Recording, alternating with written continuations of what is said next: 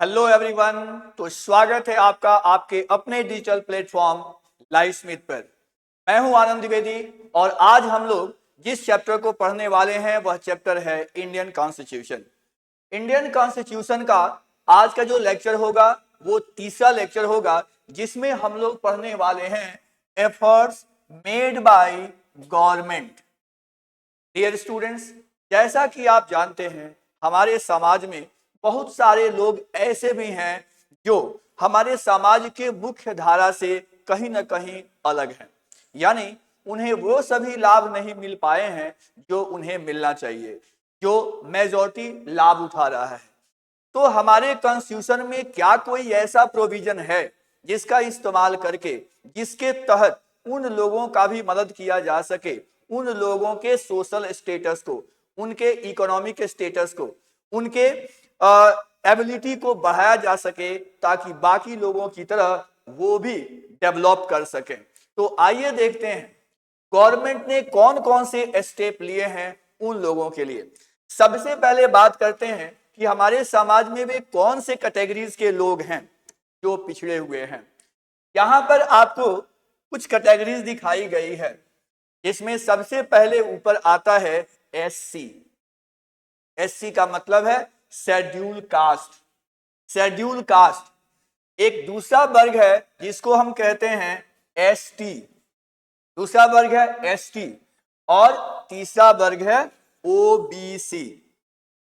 Schedule caste, schedule tribe and other backward class. ये वे वर्ग हैं जो हमारे सोसाइटीज में पिछड़े हुए हैं। इनके लिए हमारे संविधान में कई सारे प्रोविजंस किए गए हैं ताकि समाज में इनका डेवलपमेंट हो सके। तो आइए देखते हैं वन बाय वन जो एफर्ट्स गवर्नमेंट ने ले रखा है। Certain steps have been taken for the welfare and upliftment of weaker section of society। समाज में जो लोग वीक हैं, जो लोग कमजोर हैं, स्पेशली उस वर्ग के लोग जो शेड्यूल कास्ट से बिलोंग करते हैं, जो शेड्यूल ट्राइब से बिलोंग करते हैं, शेड्यूल कास्ट, शेड्यूल ट्राइब और जो ओबीसी से बिलोंग करते हैं। ये तीन कैटेगरीज उन लोगों की है जो जिनका इकोनॉमिक डेवलपमेंट या सोशल डेवलपमेंट उतना नहीं हो पाया है जितना होना चाहिए। Some jobs under government are reserved. In categories के लोगों के बेटरमेंट के लिए गवर्नमेंट ने जो स्टेप लिए हैं हमारे कॉन्स्टिट्यूशन के अनुसार वो ये है कि इन्हें जॉब में रिजर्वेशन दिया जाता है। जितने भी गवर्नमेंट जॉब हैं उनमें कुछ फिक्स्ड सीट दिए जाते हैं। अब किसको कितना सीट दिया गया है ये देख लीजिए। शेड्यूल कास्ट के लिए 15% सीट्स, 15% सीट दिया गया है शेड्यूल कास्ट के लोगों को। शेड्यूल ट्राइब यानी वे लोग जो जनजातीय हैं, तो शेड्यूल ट्राइब लोगों को 7.5 यानी 7.5%, 7.5% सीट रिजर्वेशन दिया गया है शेड्यूल ट्राइब को। अब आपके मन में आ रहा होगा ओबीसी को कितना मिला है। जी हाँ, ओबीसी को मिला है 27%। 27% सीट्स दिए गए हैं ओबीसी को। एससी को 15, एसटी को 7.5 और ओबीसी को 27% का रिजर्वेशन दिया गया है। Some seats for the mayor also reserved in educational institution। शिक्षा के जितने भी क्षेत्र हैं, स्कूल, कॉलेजेस, इन सभी क्षेत्रों में भी, इन सभी इंस्टीट्यूशंस में इन लोगों के लिए सीट रिजर्व किया गया है। Similar reservations are made for schedule tribe और इस तरह के रिजर्वेशन शेड्यूल ट्राइब के लिए भी शेड्यूल किया गया है। कहां कहां? तो both in government services as well as in educational institution. यानी एससी, एसटी और ओबीसी को न केवल सरकारी नौकरियों में रिजर्वेशन मिलता है बल्कि सरकार आपको सरकारी या तो गैर सरकारी जो प्राइवेट संस्थाएं हैं उसमें भी मिल रहा है। तो एजुकेशनल इंस्टीट्यूशंस जो हैं, जो स्कूल्स हैं, कॉलेजेस हैं, वहां पर इस वर्ग के लोगों को रिजर्व सीट प्रोवाइड किया जाता है ताकि उनका एजुकेशनल अपलिफ्टमेंट हो सके, एजुकेशनली वो बेहतर हो सके। Some constituency of Lok Sabha and State Assembly are reserved for scheduled caste and scheduled tribe. हमारे देश के कॉन्स्टिट्यूएंसीज में जब इलेक्शन होता है तो आप जानते हैं कि पूरे देश को छोटे छोटे कॉन्स्टिट्यूएंसी में बांट दिया जाता है।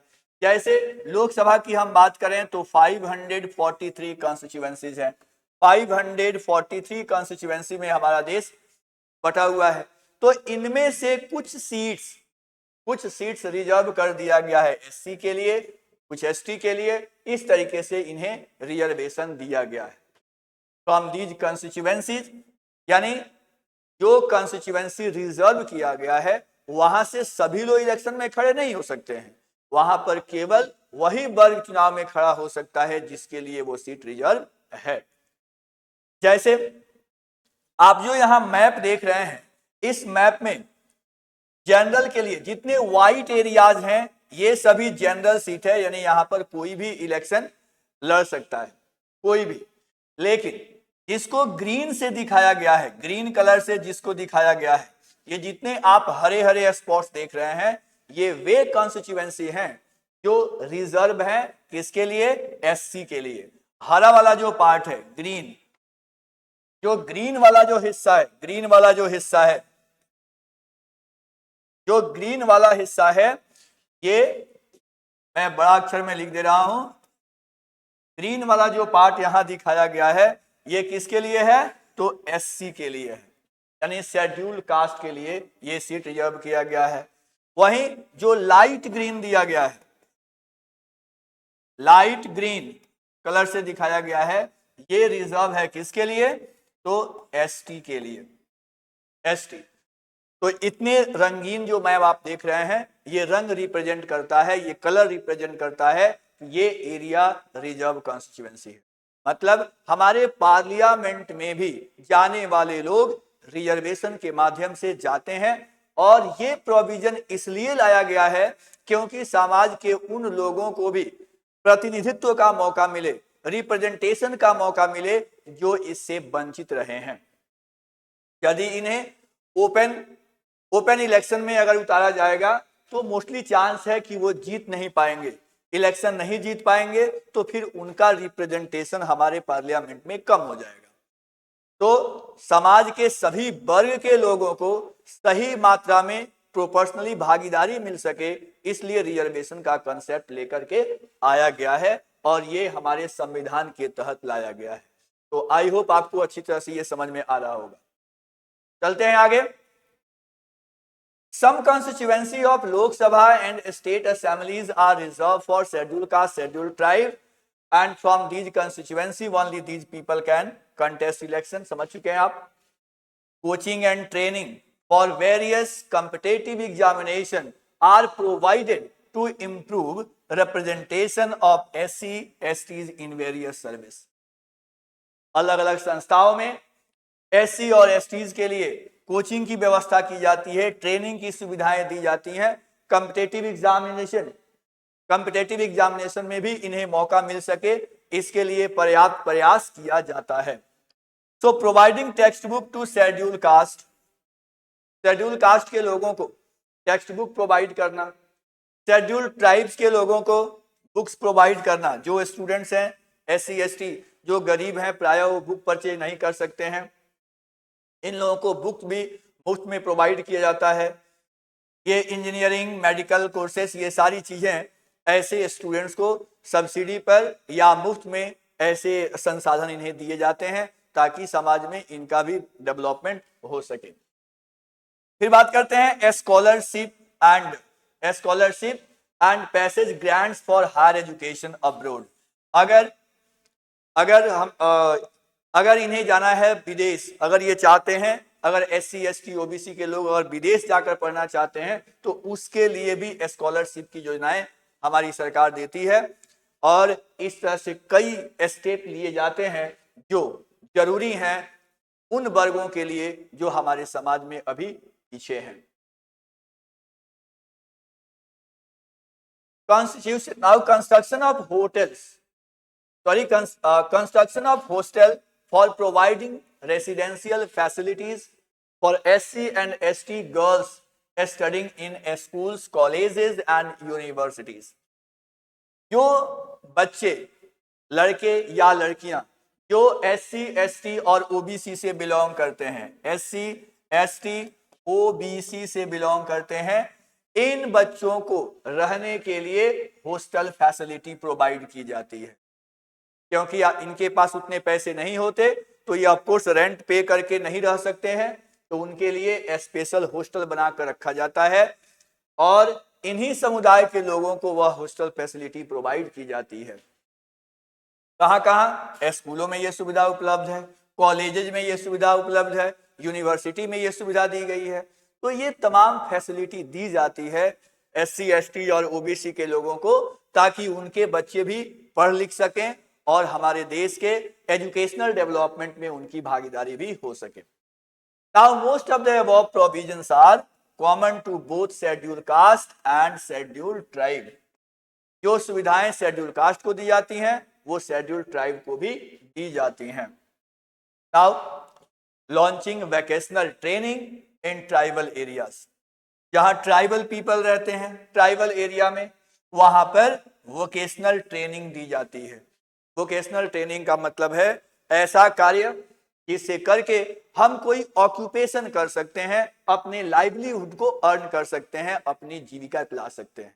तो उन्हें क्या किया जाता है? उन्हें ट्रेनिंग प्रोवाइड की जाती है। एंड ओपनिंग एजुकेशनल इंस्टीट्यूशन, ऐसे एरिया में स्कूल खोले जाते हैं, कॉलेज खोले जाते हैं, ताकि ये बच्चे पढ़ाई लिखाई कर सकें। और ये सब किस उद्देश्य से किया जाता है? Promotion of female literacy in this area. ऐसे एरिया में लड़कियों में भी एजुकेशनल डेवलपमेंट हो। देखिए SC, ST वर्ग में मेनली जो लड़कियां हैं उनमें एजुकेशन का लेवल बहुत कम है, तो ये हमारे सरकार और हमारे देश का लक्ष्य है कि इनमें भी एजुकेशन, इन तक एजुकेशनल एक्सेस पहुंचाई जाए। तो इसके लिए ऐसे स्कूल खोले गए हैं और इन्हें स्पेशल फैसिलिटी प्रोवाइड की जाती है।